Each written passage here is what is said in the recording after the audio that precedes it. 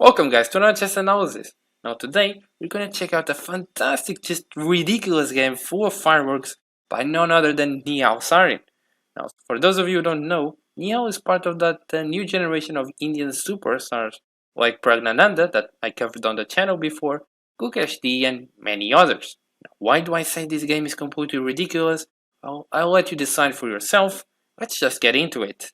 Now this game was played in 2020 in the FIDE under 18 World Championships, and it was a 15-minute game. Now this was played online because of the pandemic stuff, right?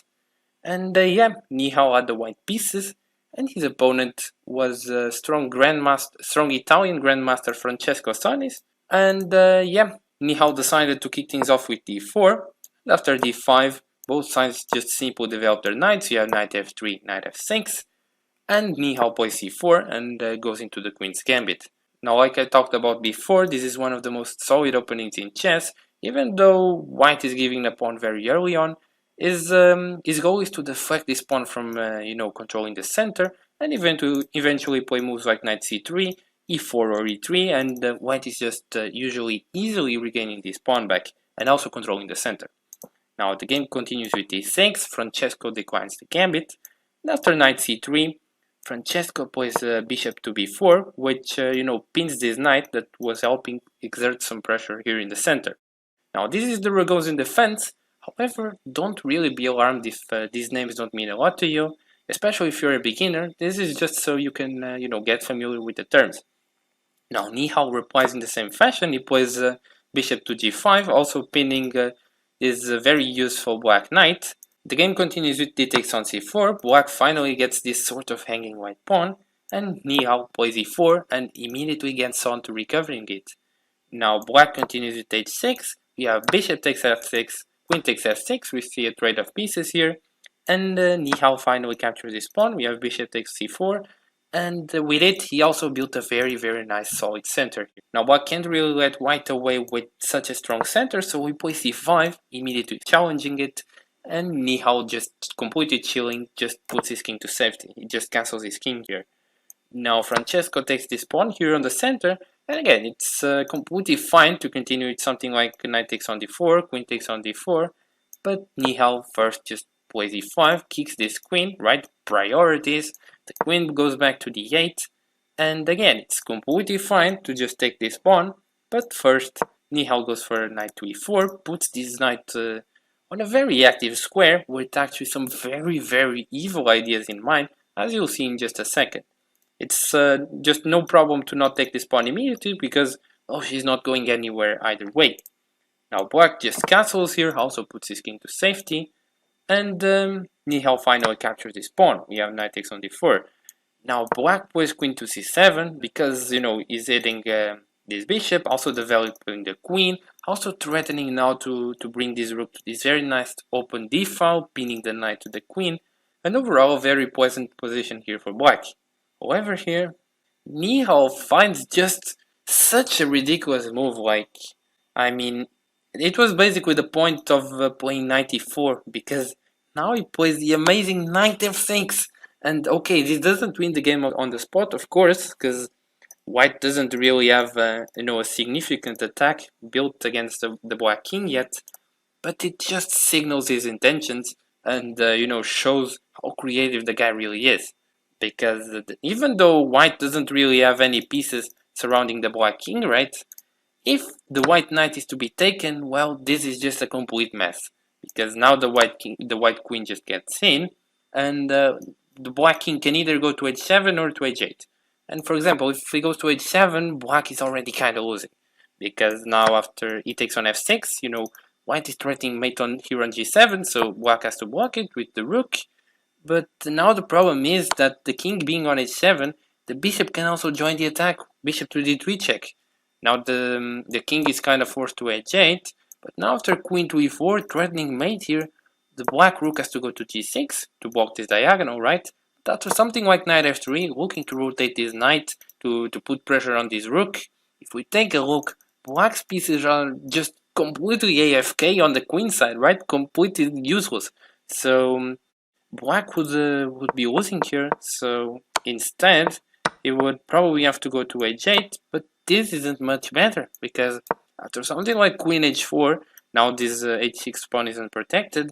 After queen takes on e5, white can take this pawn, and after king to g8, Starfish thinks this position is actually -2, because the queen is threatening to come back, and we're gonna have a queen trade, and the queen is also threatening to take this knight.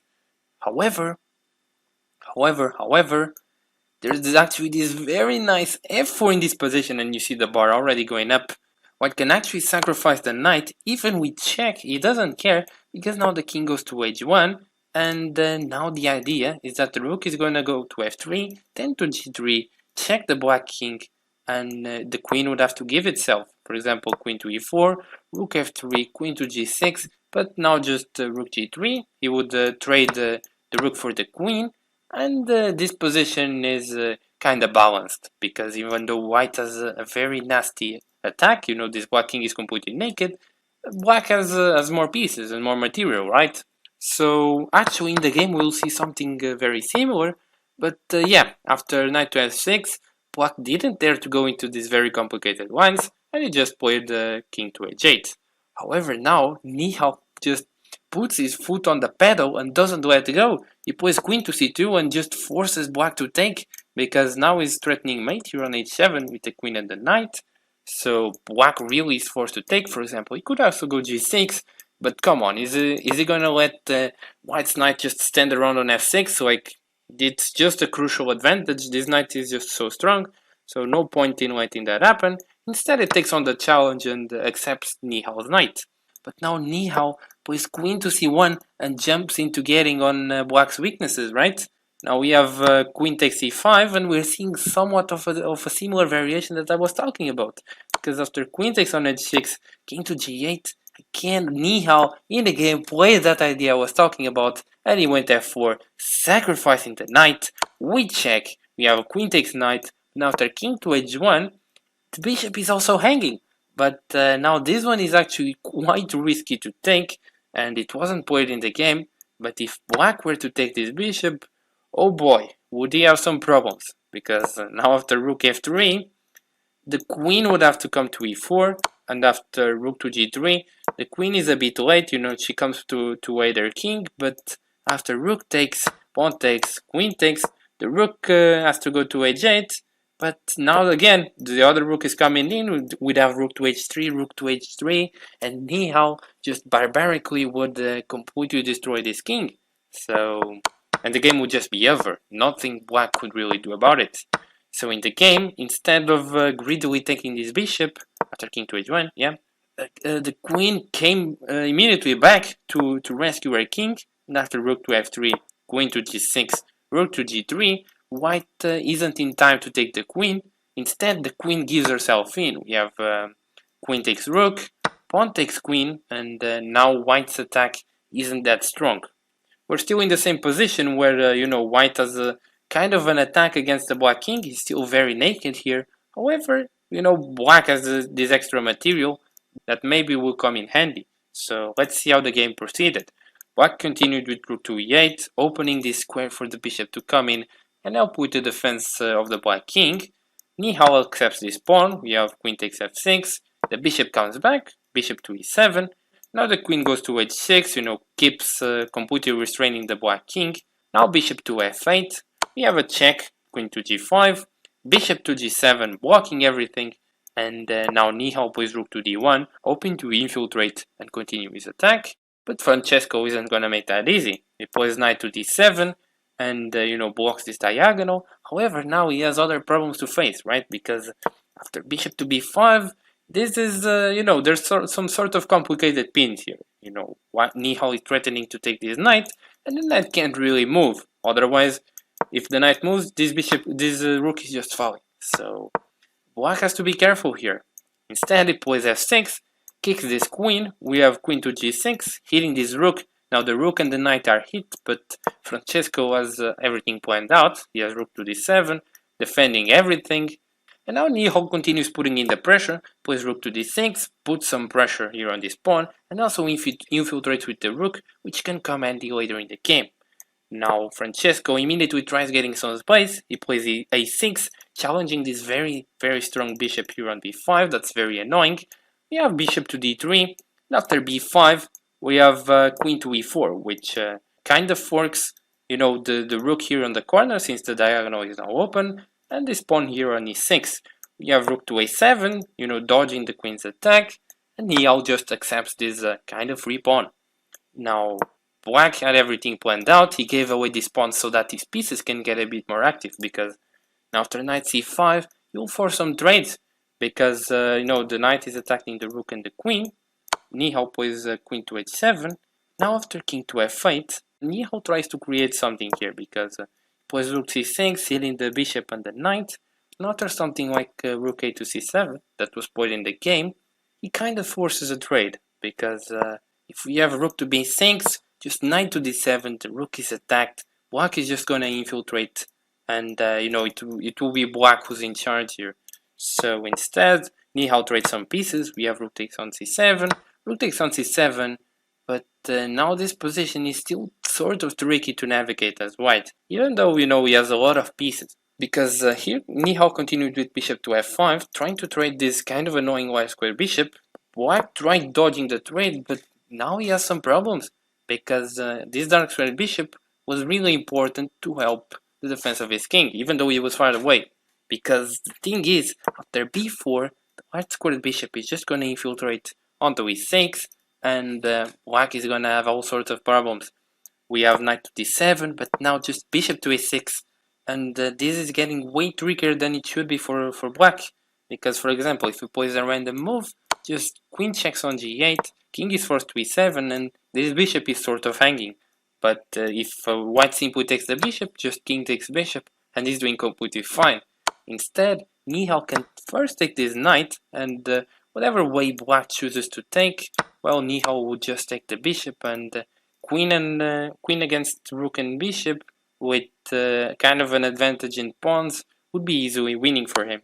So instead in the game, Black tried running away with his king, but this just doesn't help, because now again we have this bishop takes knight, and Black actually took with the rook, but now just queen takes bishop, king goes to e8, and when you look at this, Black has 3 pawns against White's 5 pawns. It's just a matter of time till he coordinates the queen with his pawns and just completely destroys this game. We had queen takes on f6, and now the pawns just have a clear way to the promotion squares. We have rook f7, trying to... and this is just desperation now. Both players have had the low time on the clock, but Nihal is just no way in hell is going to lose this. So he plays queen to c3. We have rook to e7, now queen to d2. Black continues with rook to d7, and we just have pieces shuffling back and forward. But both players just know that at this point there's really nothing Black can do. And after queen to h7, Black just resigned, because these pawns are just gonna be queens very soon, and there's really nothing Black can do about it. So it was in this position that Francesco Solis resigned the game, and Nihal won just a brilliant game with the knight f6 shenanigans back here were just completely unreal, because first things first, Black was too scared to take it, but then Nihal just forced things with queen to c2, and the engine doesn't really like this position until you give him a lot of time to think about it, and then he realized the position is kind of equal, but as often it is in such attacking positions, it takes a small mistake for the defending side to be completely lost, and that's what happened in the game later on, when he couldn't defend this this very active position around here, around with this bishop to b7. It's still, sure, he has kind of a material advantage, but the thing is, it's very easy to make a mistake in this position. You need to have just complete engine precision, and with the time pressure and all, Nihal just got the better of it, and that's pretty much it. Hope you guys enjoyed this brilliant game played by this Indian superstar, and catch you on the next one. Bye.